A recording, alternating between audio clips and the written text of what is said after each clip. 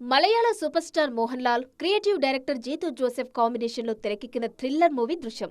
అనుకోకుండా చిక్కులో పడ్డ ఓ కుటుంబం ఆ సమస్య నుంచి బయటపడేందుకు ఏం చేసింది అనే పాయింట్ను థ్రిల్లింగ్గా రూపొందించి సూపర్ హిట్ సాధించారు మేకర్స్. దృశ్యం మాలీవుడ్లో సంచలన విజయం సాధించడంతో తర్వాత ఇతర భాషల్లో రీమేక్ చేశారు.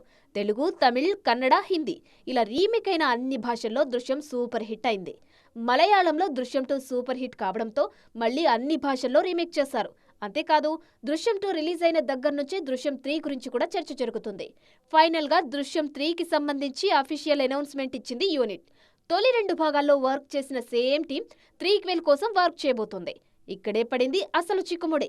దృశ్యం 1, 2 రిలీజ్ టైంలో మలయాళ సినిమా పాన్ ఇండియా ఎరీనాలో లేదు.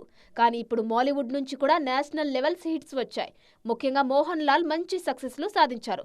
దీంతో దృశ్యం 3ని మోహన్ లాల్ స్వయంగా పాన్ ఇండియా రేంజ్లో చేస్తారన్న టాక్ వినిపిస్తుంది. అదే జరిగితే ఇతర భాషల్లో ఆడియన్స్ కనెక్ట్ అవుతారా? ముఖ్యంగా తెలుగు ఆడియన్స్ వెంకటేష్ ప్లేస్లో మోహన్ లాల్ను యాక్సెప్ట్ చేస్తారా?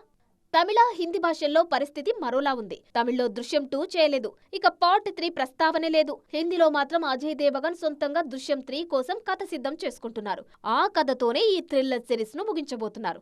దీంతో తెలుగులోనే దృశ్యం 3 ఎలా ఉండబోతుంది అన్న సస్పెన్స్ కంటిన్యూ అవుతుంది. మరి ఈ థ్రిల్లింగ్ ట్విస్ట్ కు మేకర్స్ ఎలాంటి శుభంకాడు వేస్తారో చూడాలి.